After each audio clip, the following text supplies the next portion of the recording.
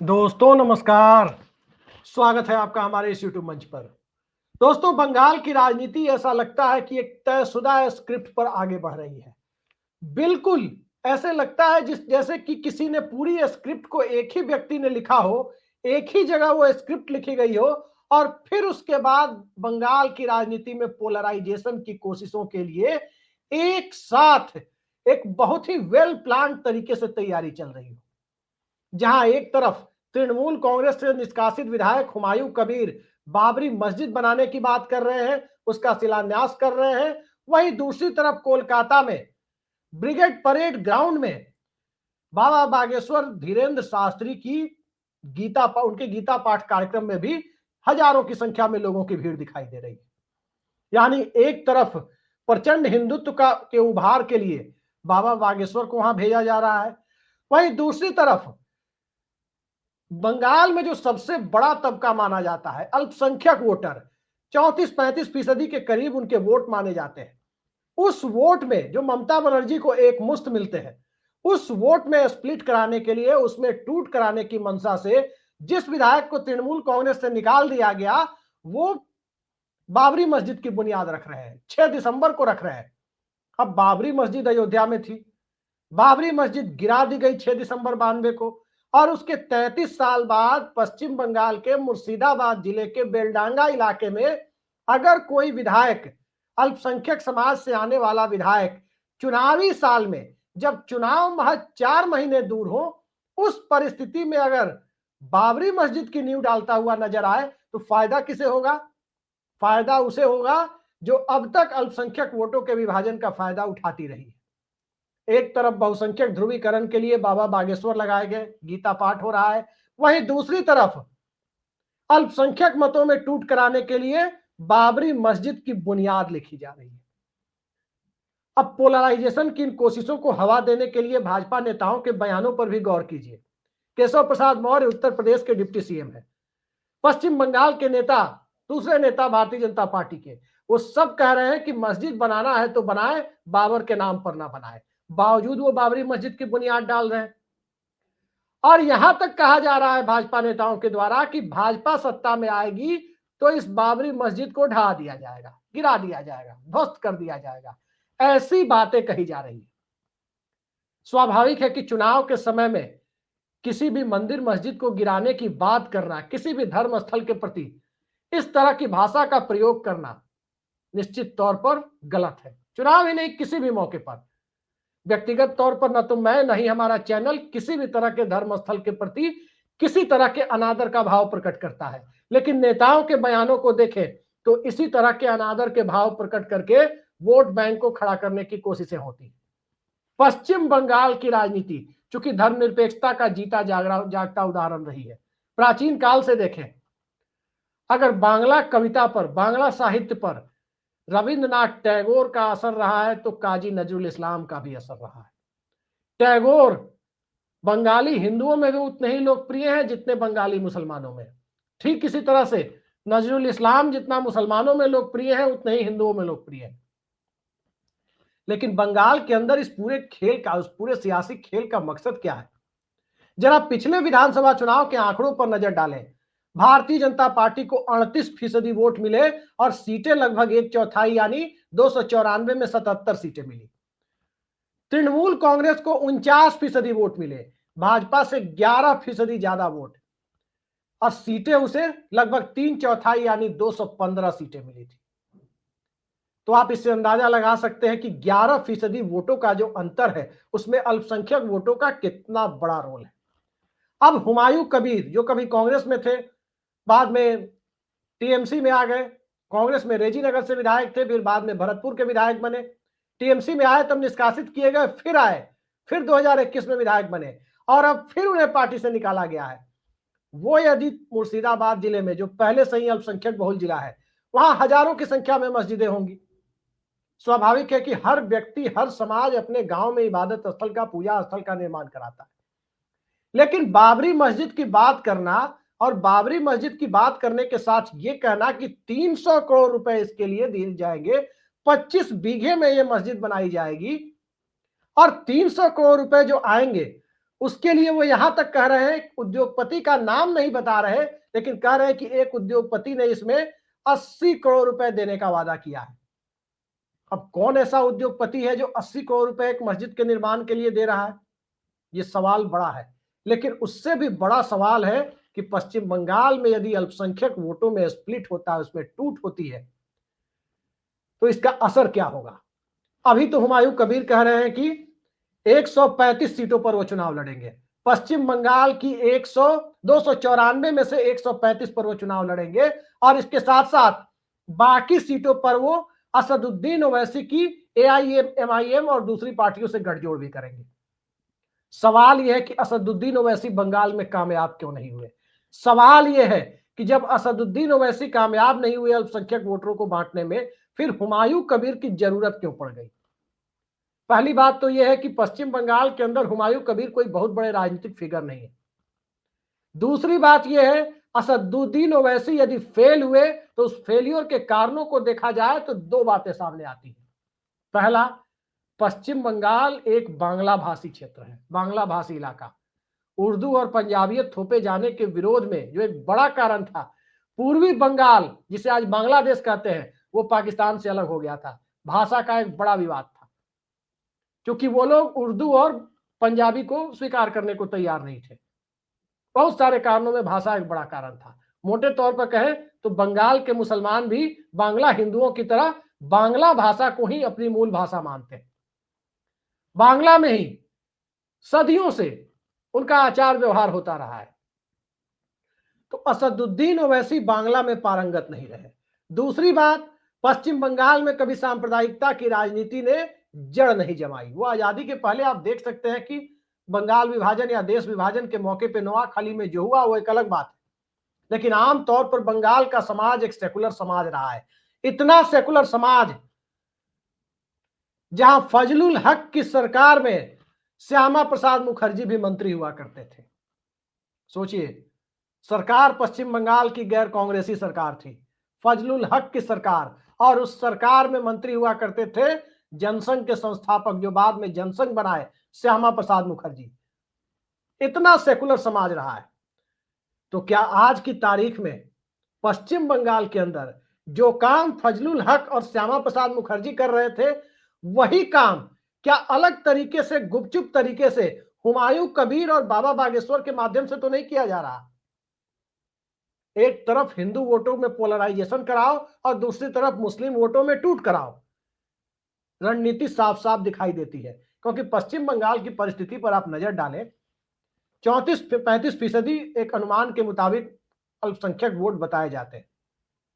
और जब 34-35% ये वोट है, 15 साल से जनगणना नहीं हुई है, लिहाजा अनुमानित आंकड़े पर ही हम बात कर सकते हैं, एग्जैक्ट फिगर हम नहीं दे सकते।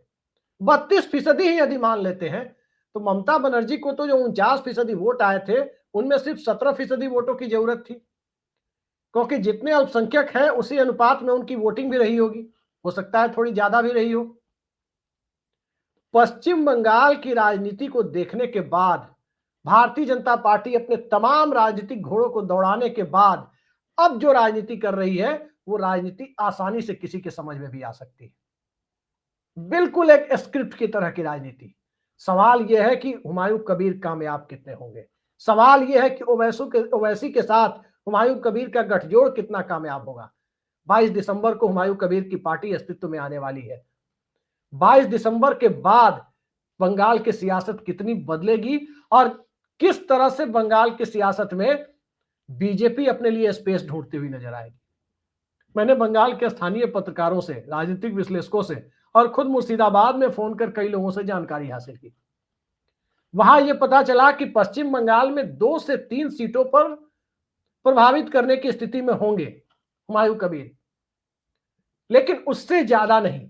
लेकिन जितना वो प्रभावित करेंगे, क्योंकि वो इलाका कांग्रेस और सीपीएम गठजोड़ के वर्चस्व वाला रहा है, उस इलाके में उसका फायदा बीजेपी को नहीं बल्कि सीपीएम कांग्रेस को हो सकता है। बीजेपी को वहां फायदा होने की गुंजाइश बहुत कम दिखाई देती है। लेकिन कोलकाता का इलाका, जहां ममता बनर्जी की बहुत मजबूत पकड़ है, वहां जो भीड़ दिखाई दे रही है बाबा बागेश्वर की सभा में, उनके गीता पाठ कार्यक्रम में, वो भीड़ कहां से आई है? क्या वो पूरे बंगाल और दूसरे राज्यों से भाजपा ने अपने कैडर को जुटाया है?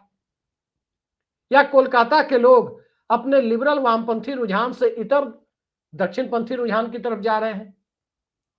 पहले वाली बात ज्यादा सटीक मालूम होती है, क्योंकि पश्चिम बंगाल का भद्रलोक, जिसके बारे में कहा जाता है कि वो लेफ्ट लिबरल रुझान का हमेशा से रहा है, और उसी लेफ्ट लिबरल रुझान के कारण वाम दलों के उखड़ने के बाद पश्चिम बंगाल में ममता बनर्जी के लिए स्पेस बना था, भाजपा या किसी दूसरी पार्टी के लिए स्पेस नहीं बना। अब सवाल ये उठता है कि पश्चिम बंगाल में ममता बनर्जी, जिनकी इतनी मजबूत पकड़ है, 49-50% वोट वो लाती है, भारतीय जनता पार्टी अब 19 और 21 की तुलना में कमजोर हुई है, सामाजिक समीकरण बिखरा है, मतुआ और राजवंशी समाज एसआईआर के प्रोसेस से नाराज दिख रहा है। किनके नाम जुटेंगे, किनके कटेंगे, वो फाइनल लिस्ट आने के बाद पता चलेगा। लेकिन जिस तरह से पश्चिम बंगाल के अंदर की सियासत हो रही है, उस सियासत में यदि हेमंत सोरेन को लेकर के जो चर्चाएं हैं उसको समझने की कोशिश करें, तो निश्चित तौर पर इसे झारखंड के दायरे से बाहर देखना होगा।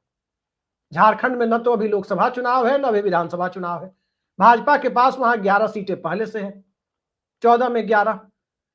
ऐसे में हेमंत सोरेन को लाकर उन्हें आधी सीटें देने पर तो भाजपा जाएगी नहीं। जंगल महल का इलाका, जी हां, जब हेमंत सोरेन सत्ता में नहीं थे, हेमंत सोरेन के संथाल वोटर्स का महत्व ममता बनर्जी को नहीं पता था। जंगल महल के इलाके की 7 में 6 लोकसभा सीटें भारतीय जनता पार्टी ने 2019 में जीत ली थी। उस वक्त झारखंड में रघुवर दास की सरकार थी। अब 2021 के विधानसभा चुनाव के ठीक पहले हेमंत सोरेन सत्ता में आ गए और हेमंत सोरेन ने ममता बनर्जी का खुला समर्थन कर दिया। नतीजा देखिए, जंगल महल में जहां से लोकसभा में भाजपा को एक तरफा सफलता मिली थी, वहां लोकसभा में भारतीय जनता पार्टी का सिराजा बिखर गया। अब भारतीय जनता पार्टी की हेमंत सोरेन को साथ लाने की जो कोशिशें हैं, वो झारखंड के लिए नहीं बल्कि बंगाल के लिए है। कि बंगाल के जंगल महल इलाके में डिसाइडिंग फैक्टर माने जाने वाले संथाल वोटर्स, जो ज्यादातर ग्रामीण सीटों पर डिसाइडिंग है, उनको कैसे टीएमसी के मोहपास से निकालकर भाजपा के मोहपास में बांधा जा सके, कोशिशें ये चल रही है। और इसके लिए हेमंत सोरेन की जरूरत है, इसके लिए इंडिया अलायंस में स्प्लिट कराने की तैयारी की जा रही है। लेकिन मत भूलिए कि पश्चिम बंगाल में कांग्रेस के जो विधायक कहा जा रहा था कि वो गुवाहाटी या कहीं और जा रहे थे, पिछले विधानसभा में जब एक बेहद मामूली बहुमत पर हेमंत सोरेन की सरकार चल रही थी, एक एक विधायक का महत्व था, तब ममता बनर्जी की पुलिस ने उन विधायकों को पकड़कर वापस झारखंड के हवाले कर दिया था। कुछ कैश बरामद होने की बातें भी उस वक्त चर्चा में आई थी। लिहाजा हेमंत सोरेन ममता बनर्जी के खिलाफ चले जाएंगे, दूर दूर तक इसकी गुंजाइश नहीं है। इसी वजह से सारा फोकस अल्पसंख्यक वोटों को स्प्लिट कराने पर हो रहा है। आपने देखा बिहार के सीमांचल इलाके में ओवैसी की पार्टी को 5 सीटें मिली, तो नुकसान किसका हुआ? महागठबंधन का हुआ। और संयोग ऐसा है कि बंगाल चुनाव के ठीक पहले बिहार चुनाव आ जाता है। बिहार चुनाव में ओवैसी की भूमिका 2020 में भी तेजस्वी यादव को मुख्यमंत्री बनने से लगभग वो बनते बनते रह गए थे, उसमें ओवैसी की पार्टी की ही भूमिका थी। और उसके बाद बंगाल के मुसलमानों ने, वहां के अल्पसंख्यक वोटर्स ने इससे सबक लिया और तमाम किंतु परंतु को दरकिनार करते हुए उस वक्त भी एक फुरफुरा शरीफ के पीरजादा सामने आ गए थे। उनकी भी पार्टी चुनाव लड़ रही थी, सबकी अपील को दरकिनार करते हुए एक तरफा टीएमसी के तरफ मुड़ गए थे वहां पश्चिम बंगाल के अल्पसंख्यक मतदाता। क्या वही हश्र हुमायूं कबीर का भी होगा? ये बड़ा सवाल है। लेकिन उससे बड़ा सवाल यह है कि हुमायूं कबीर के प्रति जो मंदिर बनाने के लिए, मस्जिद बनाने के लिए ईंट ढोते हुए जो लोग दिखाई दे रहे हैं, जो गरीब मुस्लिम दिखाई दे रहे हैं, वो कहां से उनके समर्थन में? अगर 10,000 5,000 भी उनके समर्थन में है तो कहां से आ गए? कहीं ना कहीं ममता बनर्जी इसमें राजनीतिक तौर पर चूक करती हुई दिखाई दे रही है। ममता बनर्जी पिछले कई सालों से आप देखें, 2-3 सालों से, तो कहीं दुर्गा माता की पूजा में ज्यादा इन्वॉल्व है, तो कहीं महाकाल के मंदिर की बनाने में ज्यादा इन्वॉल्व दिखाई दे रही है, तो कहीं कोई और धार्मिक अनुष्ठान में ज्यादा दिख रही है। अब उसके बाद गरीब मुसलमानों को बरगलाना इस बात के लिए आसान हो गया है कि ममता बनर्जी सरकारी फंड का दुरुपयोग मंदिरों के लिए पैसे देने में कर रही है, अब वो कर रही है नहीं कर रही है मुझे नहीं पता, लेकिन गरीब मुसलमानों के दिमाग में बिठाया जा रहा है कि ममता बनर्जी जब हिंदुओं के मंदिर बनाने के लिए इस्तेमाल कर रही है तो भला मुसलमान अपनी मस्जिद क्यों ना बनाए। ये सवाल बड़ा है। हालांकि पश्चिम बंगाल के जो भी पढ़े लिखे मुसलमान हैं वो हुमायूं कबीर की अपील को और बाबरी मस्जिद के नैरेटिव को ही स्वीकार करने को तैयार है। गरीबों में भी ज्यादातर स्वीकार नहीं है कर रहे हैं, लेकिन कुछ लोग बहकावे में आ जाते हैं। वही खेल की वही कुछ लोगों की संख्या वह पश्चिम बंगाल में 8-10% अल्पसंख्यक वोटों तक पहुंचा दी जाए ताकि मुकाबला कड़ा बन जाए, लेकिन मुकाबला इससे भी कड़ा नहीं बनता। पश्चिम बंगाल में ममता बनर्जी ने जो सेकुलर राजनीति की लाइन पकड़ी थी, मंदिर मस्जिद से दूर थी, पूजा पाठ करने वो मंदिरों में जाती थी, उससे ज्यादा कहीं उनकी इन्वॉल्वमेंट नहीं थी। कहीं ना कहीं उस लाइन से डेविएट होने, उससे विचलित होने का नतीजा यह हुआ है कि पश्चिम बंगाल में हुमायूं कबीर जैसों के लिए स्पेस पैदा हुआ। अब इस स्पेस को पॉलिटिकल स्पेस में कितना भुना पाएंगे, और खासकर तब जब फिर बंगाल का चुनाव बिहार के ठीक बाद पड़ रहा है, फिर ओवैसी की भूमिका ने बिहार में मुसलमानों की और अल्पसंख्यकों की इच्छा की जो सरकार है वो बनने से रोक दिया है। तो इस परिस्थिति में पश्चिम बंगाल में फिर क्या हुमायूं कबीर और ओवैसी की भूमिका और उनका गठबंधन कामयाब हो जाएगा? लगता नहीं है। कहते तो हुमायूं कबीर ये है कि ना तो टीएमसी को सरकार बनाने देंगे ना ही भाजपा को सरकार बनाने देंगे, लेकिन ये बातें कहने की होती है। सबको पता है कि पश्चिम बंगाल में हुमायूं कबीर जितने मजबूत होंगे, जितने वोट काटेंगे, उसका सीधा फायदा उसका भारतीय जनता पार्टी को होगा। और पश्चिम बंगाल के मिजाज को अगर इतिहास की दृष्टि से देखने की कोशिश करें तो 2011 के पहले की परिस्थितियों पर गौर कीजिए। ज्योति बसु और उनका सीपीएम वाम मोर्चा पश्चिम बंगाल में 34 साल तक सत्ता में रहा, लेकिन इसके बावजूद जो अल्पसंख्यक बहुल जिले हैं वो कांग्रेस का गढ़ हुआ करते थे। मालदा और मुर्शिदाबाद जिला, एबीए गनी खां चौधरी, प्रणब मुखर्जी, ये सब उसी इलाके, रायगंज का इलाका जहां से प्रियरंजन दास मुंशी जीतते थे, ये सब कांग्रेस के गढ़ हुआ करते थे। ये कभी सीपीएम के गढ़ नहीं रहे। सीपीएम के ऊपर पश्चिम बंगाल में एक उदार हिंदू वामपंथी पार्टी होने का टैग अघोषित तौर पर लगा हुआ था। ममता बनर्जी उस टैग से कहीं आगे निकलकर, उदार से आगे निकलकर दिखावे की राजनीति में गई, जिसका नुकसान कहीं ना कहीं ममता बनर्जी की सियासत को 10, 5, 15, 20 सीटों के तौर पर हो सकता है। खराब हालत में भी तृणमूल कांग्रेस की सीटें 180 पार होंगी, इससे इनकार नहीं किया जा सकता। 2/3 बहुमत से ममता बनर्जी को रोका नहीं जा सकता, लेकिन पिछली बार जो 3/4 बहुमत था, थोड़े से भी कामयाब हुए अगर हुमायूं कबीर, वो आंकड़ा नीचे आ सकता है। कुल मिलाकर पश्चिम बंगाल की राजनीति को देखने पर साफ लगता है एजेंडा एक ही जगह से तय हो रहा है, एक ही जगह से एजेंडा तय हो रहा है। वरना कहां गई ईडी? क्यों ईडी उस चंदे का स्रोत नहीं पूछ रही कि हुमायूं कबीर को कहां से 300 करोड़ रुपए आएंगे, कौन उद्योगपति है जो 80 करोड़ रुपए उन्हें देगा? ये पूछने के लिए ईडी नहीं बैठी। इसलिए नहीं बैठी है क्योंकि ईडी जिसके इशारे पर काम करती है, जो राजनीतिक दल केंद्र की सत्ता में है, जिसके मातहत ईडी काम करती है, उसके लिए कम वोट काटे ज्यादा वोट काटे, कम फायदा हो ज्यादा फायदा हो, फायदा अंततः उसी राजनीतिक दल को होना है जिसके मातहत ईडी काम करती है। लिहाजा हुमायूं कबीर के पास 300 करोड़ रुपए आए चंदे के तौर पर, 3000 करोड़ रुपए आए, 30,000 करोड़ रुपए आए, कोई फर्क नहीं पड़ता है ईडी को। यही बंगाल की राजनीति में चल रहा है कि चुनाव के पहले हिंदुत्व की धारा को मजबूत करो और पोलराइजेशन के लिए बाबरी मस्जिद के नाम का इस्तेमाल करो, नैरेटिव सेट करो। लेकिन पश्चिम बंगाल की सियासत उस नैरेटिव को हर वक्त ध्वस्त करती रही है। चाहे 2019 के लोकसभा चुनाव में जब भाजपा सबसे मजबूत दिखाई दे रही थी बंगाल, उस वक्त क्या हुआ था? ईश्वर चंद्र विद्यासागर की मूर्ति को नुकसान पहुंचाया गया और भारतीय जनता पार्टी के हाथ से उसके बाद का चुनाव निकल गया। विधानसभा चुनाव में क्या हुआ? विधानसभा चुनाव ने अल्पसंख्यक वोटरों ने और प्रगतिशील बहुसंख्यक वोटरों के बड़े हिस्से ने भारतीय जनता पार्टी के चुनावी हिंदुत्व की अपील को नकार दिया। ममता बनर्जी को उतनी सफलता मिली जितना उन्होंने सोचा भी नहीं था। इस बार भी एक तरफ से एसआईआर, दूसरी तरफ से बाबरी मस्जिद और हुमायूं कबीर, तीसरी तरफ से ओवैसी, चौथी तरफ से हेमंत सोरेन के लाने की कोशिश से, पांचवी तरफ से बाबा बागेश्वर का इस्तेमाल।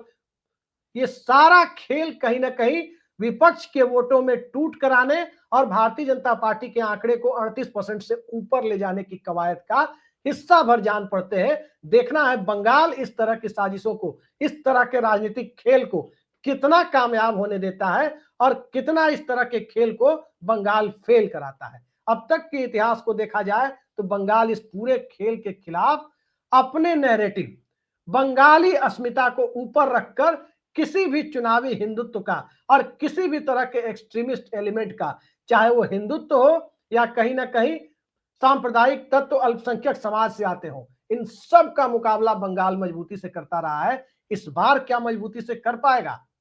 याद रखिए, ये वही बंगाल है जिस बंगाल में करियर का पहला टेस्ट खेलते हुए मोहम्मद अजहरुद्दीन जब शतक लगाते हैं तो ईडन गार्डन के साथ पूरा बंगाल झूमता है। ये वही बंगाल है। और उस बंगाल के अंदर हुमायूं कबीर, जिस इलाके में यूसुफ पठान जिस मुर्शिदाबाद इलाके में जाते हो, मालदा इलाके में जाते हो, लोकसभा पहुंचते हो, उस इलाके में हुमायूं कबीर अपनी अहमियत लोगों को बता पाएंगे? फिलहाल तो संदेह के दायरे में दिखता है, लेकिन जिस तरह से गोदी मीडिया ने हुमायूं कबीर को उठाया है, जिस तरह से हुमायूं कबीर को गोदी मीडिया ने 30-70 या 32-68 या 35-65 की लड़ाई बनाने में कोई कोर कसर नहीं छोड़ी है, इस पूरे खेल को समझने के लिए काफी है कि आखिर गोदी मीडिया को हुमायूं कबीर में इतनी दिलचस्पी क्यों है। देखते जाइए, बंगाल की सियासत गर्म होने वाली है और बंगाल के वोटर्स ही, ना कि कोई राजनीतिक दल, ना तो ममता बनर्जी, नहीं बीजेपी, नहीं कांग्रेस, नहीं सीपीएम, बंगाल के वोटर्स ही इस पूरे माहौल का मुकाबला करेंगे। पिछली बार भी वोटर्स ने ही चुपचाप मुकाबला किया था, साइलेंट तरीके से किया था, इस बार भी वही करते हुए नजर आएंगे। आज के लिए इतना ही। नमस्कार।